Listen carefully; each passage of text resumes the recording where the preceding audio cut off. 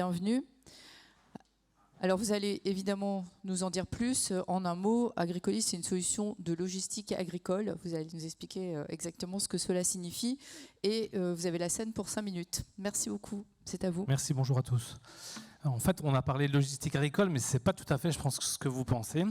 Je pense que vous avez déjà commandé sur un site internet une machine à laver ou un salon de jardin ou un nouveau meuble.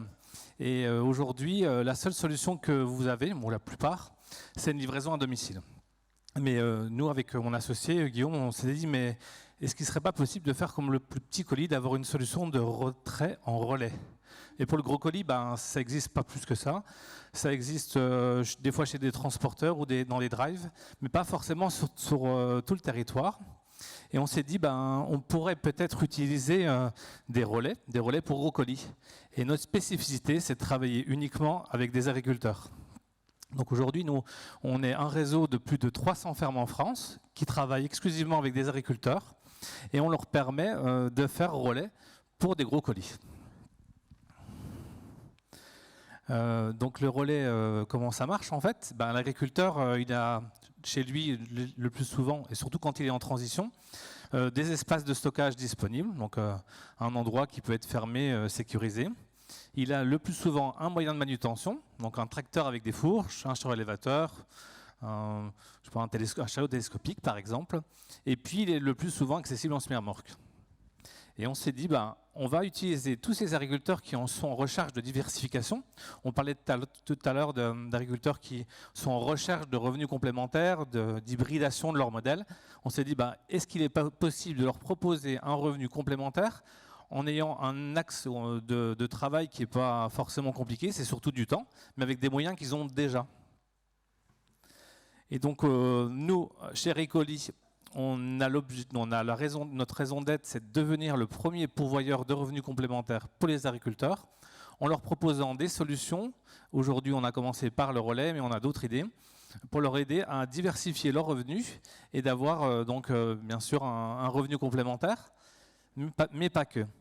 Je pourrais dire que certains de nos agriculteurs travaillent également pour le lien social. On a parlé tout à l'heure d'isolement des agriculteurs. Ce qui est important, c'est qu'aujourd'hui, on ne va pas dans une exploitation comme ça, on se dit mais c'est un peu bizarre d'aller chez son voisin agriculteur. Mais lorsqu'on doit chercher son colis, là on a entre guillemets une excuse pour reconnecter tous les habitants, tous les citoyens, avec leurs voisins agriculteurs, qui sera, si on est un peu curieux, on pourra lui parler un petit peu d'agriculture, de leur métier, de ce qu'ils font tous les jours. Et peut-être pour certains qui font de la vente, pouvoir repartir avec certains produits de la ferme. C'est donc pour l'agriculteur le moyen d'avoir un revenu complémentaire, de faire venir du monde dans sa ferme. Pour certains, ils n'avaient pas de magasin et à force que les consommateurs lui disent « vous n'avez pas un truc à vendre ?» J'ai un exemple, là on en joue, il disait ok, les gens ils me demandent un truc, mais moi j'ai simplement des serres expérimentales donc je peux rien vendre. On lui dit, mais t'as pas un voisin qui a des pommes de terre, tu ramènes des pommes de terre. Aujourd'hui, il a 150 mètres carrés de magasin, sa femme est revenue travailler avec lui, et ils vendent du miel de l'apiculteur d'à côté, une nouvelle microbrasserie qui s'est installée, etc. Un maraîcher qui s'est dit, je viens proposer mes produits. En fait, on recrée un petit écosystème via la création, on va dire, de cette activité de relais. Là, on voit dans la carte, en fait, on a plus de 300 fermes, donc on a été créé en 2018. Et depuis 2019, on travaille avec pas mal d'enseignes. On est présent sur Cdiscount, Leroy Merlin, Maison du Monde, La Redoute, But, Minibou, etc. Donc pour toute activité, pour tout produit d'aménagement intérieur et extérieur. On parle ici, on est dans le forum, tout ce qui est transition. Aujourd'hui, la livraison en relais est connue pour être moins génératrice d'impact CO2. En effet, lorsqu'on va livrer un seul point, c'est-à-dire la ferme, on va générer moins de transport versus la livraison de chacun chez soi. C'est plus flexible pour le consommateur. Le consommateur, il sait j'ai mon colis qui est arrivé. Moi, j'irai demain avec mon oncle Gérard. Il a une camionnette ou il a une remorque ou alors un ami et on ira chercher le colis. Et puis on pourra aussi faire une belle rencontre. Toutes les photos que vous voyez, ce sont des vrais agriculteurs avec qui on travaille.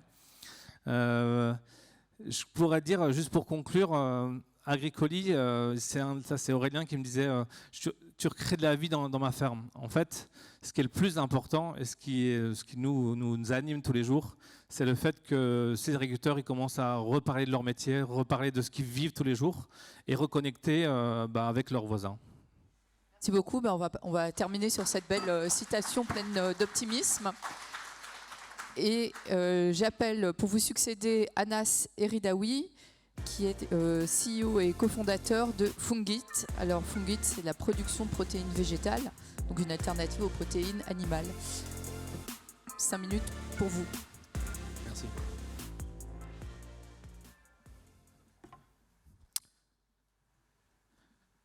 Alors avec Fungit, notre mission qu'on s'est donnée, c'est de transformer l'alimentation industrielle pour la rendre plus saine, plus durable et plus accessible.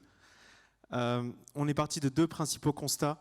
Et ça a été un peu rappelé dans les précédentes discussions. C'est le premier, effectivement, le besoin en source de protéines va augmenter du fait de l'augmentation de la population et que structurellement, on ne va pas être capable d'y répondre et encore moins avec l'impact du réchauffement climatique et les ressources de plus en plus rares. Et le deuxième volet aussi, qui a été un peu moins mentionné, c'est l'ultra-transformation aujourd'hui dans les supermarchés. 2 produits sur 3 sont ultra transformés. Ça veut dire quoi? Ça veut dire qu'ils ont un impact néfaste sur notre santé.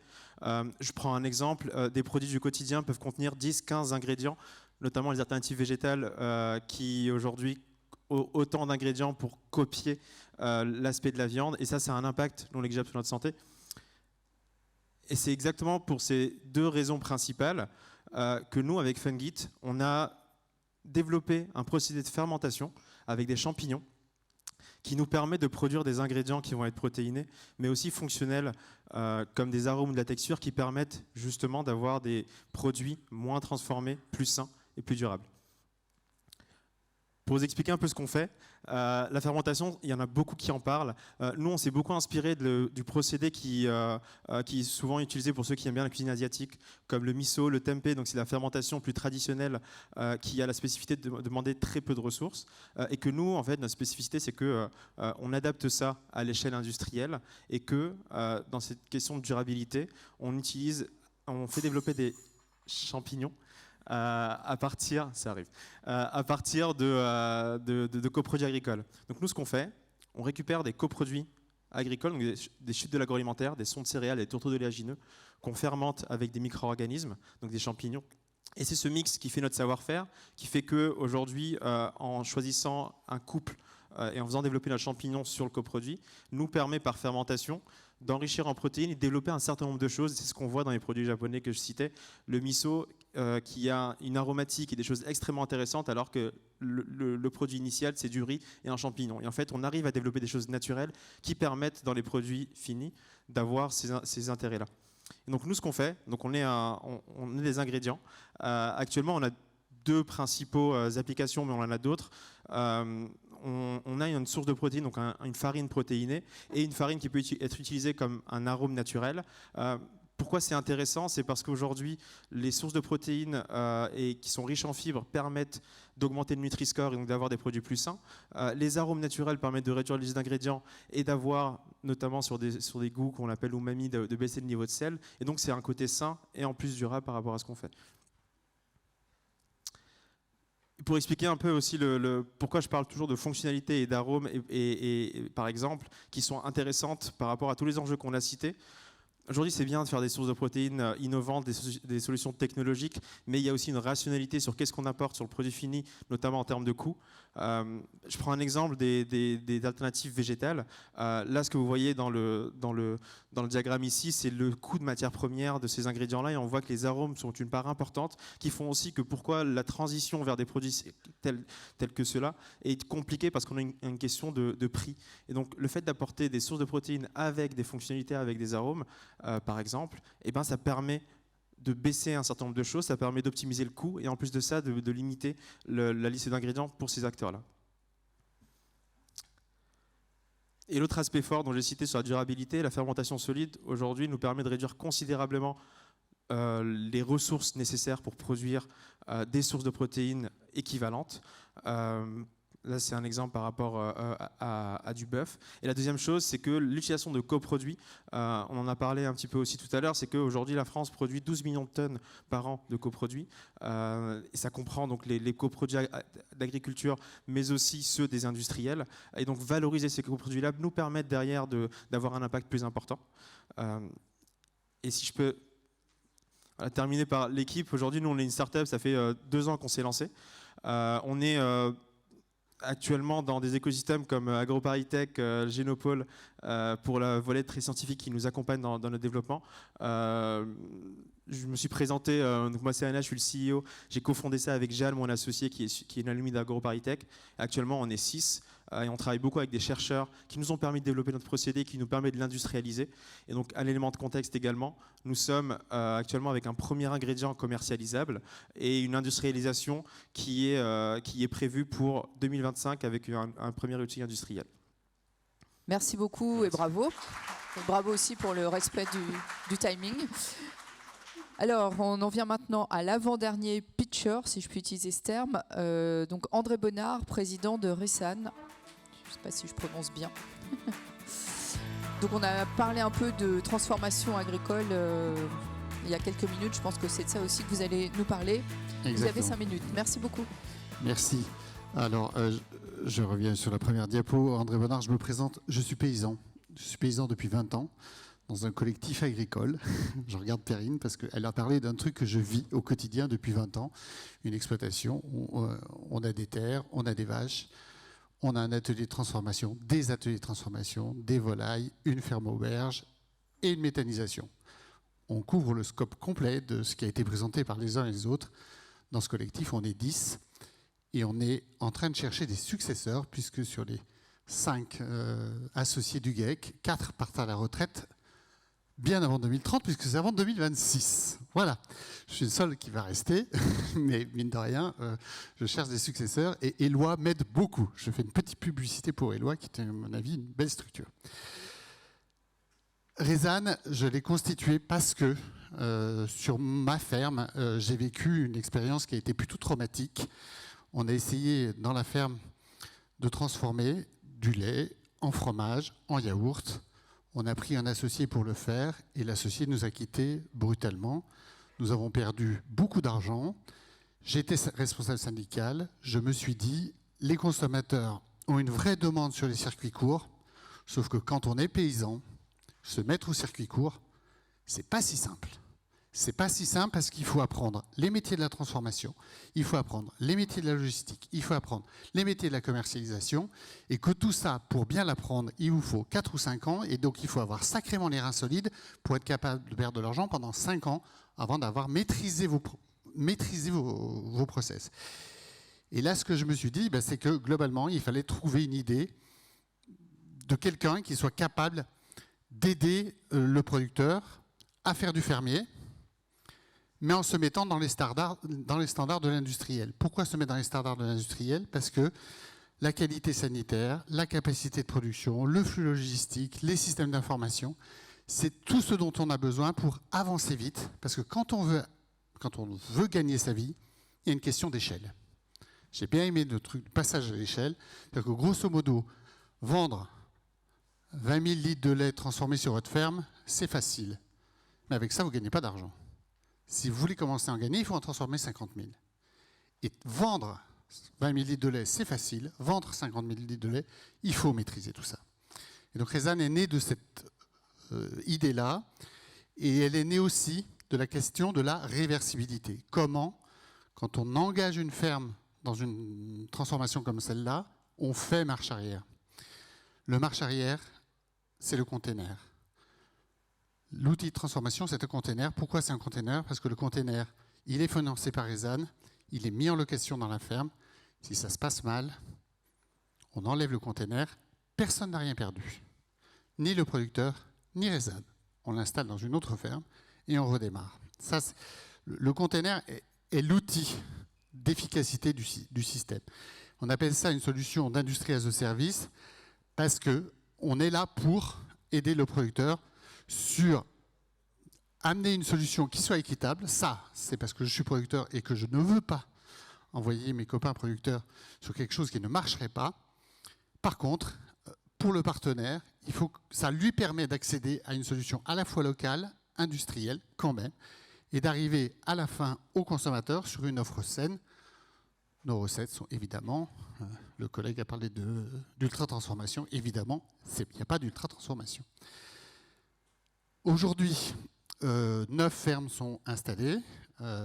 On a globalement créé 9 emplois dans les fermes et ces fermes sont clairement implantées sur le territoire. Donc, c'est de l'emploi localisé là où le produit est fabriqué. Nous sommes labellisés Agri-Éthique parce que le commerce équitable est pour moi une notion évidemment importante. Qui sont aujourd'hui les gens qui nous ont fait confiance? Des distributeurs, Lidl, Intermarché, Bondici qui est une petite enseigne de l'Ouest, et puis le métier de la restauration hors foyer au travers d'un grossiste et puis de prestataires de terrain. Hop, voilà. On a développé pour J'achète fermier, parce que c'est notre marque, le savoir-faire du début à la fin, de la R&D jusqu'à la logistique. Évidemment, aujourd'hui, ce que l'on propose, c'est une offre clé en main, adaptée aux besoins de nos partenaires. Je prends 2 exemples. Un exemple sur quelqu'un, par exemple, une cuisine centrale, parce que c'est le cas, hein, avec Elior, où nous avons eu ce système-là, une recherche d'une cuisine centrale pour implanter des fermes localement pour produire. On est capable de faire ça. On est capable de faire pour une coopérative la même chose, mais juste sur la partie arrière, parce qu'eux, ils ont déjà les producteurs. Et il faut juste être capable d'installer la partie avant. Et voilà, évidemment, aujourd'hui, on fait du lait. Il n'y a aucune raison qu'on s'arrête au lait. On peut aller sur tous les autres milliers, des fruits, des céréales et des légumes. Merci de votre attention. Merci beaucoup. Et alors, on approche de la fin du forum et j'appelle le dernier pitcher, le cofondateur de Zalg, Vincent Lacaze, donc bienvenue. Zalg, j'ai un peu envie de dire comme son nom l'indique, mais vous allez nous en dire plus. C'est à vous. Je vous laisse 5 minutes, top chrono. Merci. Bonjour à tous, très heureux d'être parmi vous. C'est bientôt l'heure de manger, donc j'espère vous mettre en appétit avec les algues. Prendre la petite manette. Déjà, un constat qui nous a poussé vers le développement de produits alimentaires à base d'algues françaises, c'est le suivant, c'est un constat qui est, je pense, largement partagé déjà. C'est l'augmentation de la population mondiale à horizon 2050. On sera près de 10 milliards sur Terre, avec un accroissement très important de la demande alimentaire associée. Et face à ça, en fait, on observe une dégradation des rendements des sols. Donc comment faire pour nourrir plus, nourrir mieux, avec des capacités de production et des ressources plus limitées. Et c'est là qu'en fait l'algue rentre en jeu. Parce que l'algue, c'est un aliment assez incroyable, c'est un aliment qui se cultive très bien d'ailleurs. L'algue a 4 forces, 4 piliers qui sont dans un premier temps forcément l'aspect nutritionnel. L'algue, c'est un aliment incroyable d'un point de vue nutritionnel qui est bien supérieur à la plupart des légumes terrestres. On va y retrouver des richesses minérales et dans certaines également des protéines. C'est aussi en fait un aliment qu'on peut produire localement. En France, on a la chance d'avoir un littoral important et d'avoir un écosystème, notamment en Bretagne, qui permet la culture de l'algue. C'est d'ailleurs un hotspot de biodiversité algale dans le monde qui est reconnu. Donc aujourd'hui, on sait cultiver l'algue et d'ailleurs, la France est le premier producteur d'algues de culture en Europe. Alors on est encore très loin de ce qui se fait en Asie, parce qu'en Asie, 99% de la production est issue de la culture. En France, la production d'algues est encore largement supportée par le ramassage sur stock, le prélèvement sur stock sauvage. Donc nous, on s'insère également dans cette dynamique de aider une filière, développer une filière autour de la culture de l'algue. Et l'algue, en fait, la culture de l'algue a des externalités positives qu'on ne retrouve pas dans la plupart des cultures. L'algue, en fait, est un végétal qui capture une quantité de CO2 très importante et qui favorise le développement des espèces locales. On se rend compte au final que autour d'une culture d'algues, d'un champ d'algues en pleine mer, on a une multiplication des espèces de poissons Historiquement, ce qui se passait, c'est que les premières cultures d'algues ont été mal perçues par les pêcheurs parce que ça faisait des zones de pêche en moins. Et puis très rapidement, avec un peu de recul, on se rend compte que les poissons viennent se reproduire dans ces cultures d'algues, et donc on a plus de poissons autour. Donc ça, c'est l'exemple d'externalité positive associée à la culture d'algues. Et toujours en comparaison d'une agriculture, on va dire, terrestre, aujourd'hui, en fait, l'algue, pour être cultivée, ne nécessite aucun intrant, et même pas d'eau. Alors c'est bête à dire, mais en fait, l'algue pousse les pieds dans l'eau. Et aujourd'hui, on voit bien dans l'agriculture l'importance de l'eau. Cette année, on a été très tôt en période de stress hydrique, un peu partout en France. On parle des sujets de méga-bassines, et ainsi de suite. L'algue ne nécessite pas d'eau et pousse naturellement. Donc ça, c'est sur l'aspect vraiment externalité positive liée à l'algue. Et enfin, on va avoir le goût de l'algue qui est assez extraordinaire parce qu'on va avoir une palette aromatique qui va être hyper large, qui va aller du goût de crustacé jusqu'à l'épinard, l'oseille. Donc voilà, une aromatique vraiment intéressante et surtout une culture, un aliment qu'on peut cultiver localement. Et donc la question, et c'est notre mission chez Zalgues, ce à quoi on s'attache, c'est pourquoi, en fait, quand on voit tous les bénéfices associés à l'algue, pourquoi, en fait, l'algue aujourd'hui n'est pas présente dans le patrimoine culinaire français ? Il n'y a pas de bœuf bourguignon à l'algue. Enfin, on retrouve dans très peu de recettes françaises occidentales de l'algue. Pourtant, la ressource existe localement. Et en comparaison, les Japonais consomment 8 kg d'algues par an par habitant. Donc on n'est pas sur une ressource, souvent on nous fait la remarque de nous comparer à l'insecte. L'insecte est très peu consommé dans le monde, mis à part dans quelques marchés un peu exotiques. L'algue est vraiment un aliment du quotidien pour un tiers de la population mondiale, notamment, précisément en Asie. Donc c'est la question à laquelle on s'attache de répondre. On s'est rendu compte en fait qu'il y a 3 éléments qui expliquent le fait que l'algue soit si peu consommée aujourd'hui en Europe. Il y a effectivement une crainte sur le goût, sur la texture. On pense à l'algue que vous avez dans les doigts de pied quand vous allez l'été à la plage. On pense à ce côté un peu gluant. L'usage, il y a une méconnaissance complète d'utilisation autour de l'algue. Nous, au début de notre projet, on a poussé la porte de restaurateurs étoilés avec de l'algue brute. Et en fait, on était face à des chefs qui nous disaient « mais qu'est-ce que j'en fais ? Enfin, ça sert à quoi ? Comment je l'utilise ?» Et le dernier élément, c'est ce que je vous disais tout à l'heure, avec le bœuf bourguignon. Voilà, culturellement, on n'a pas de plats en fait, locaux qui intègrent l'algue, en tout cas très peu. Donc aujourd'hui, nous, on s'attache à vraiment démocratiser la consommation de l'algue en développant une vraie culture de l'algue à la française. Et ça passe par la création de produits alimentaires. Des produits alimentaires qui soient accessibles, gourmands, évidemment sains et peu transformés. Donc là, voilà, c'est un exemple un peu de produits qu'on propose, notamment des bâtonnets croustillants d'algues. Donc ça va être un tofu à base d'algues, qui a été récompensé par pas mal de prix d'innovation, notamment le grand prix d'innovation du CIAL. Donc, je vais être obligée de vous interrompre. On voit défiler toutes les recettes, ça nous met en appétit pour la suite du programme. Mais malheureusement, vous avez utilisé le temps qui vous était imparti. C'est pas évident de passer en dernier. On est bon. Merci beaucoup. C'est l'heure de manger. Bon Merci appétit. beaucoup. Merci à tous.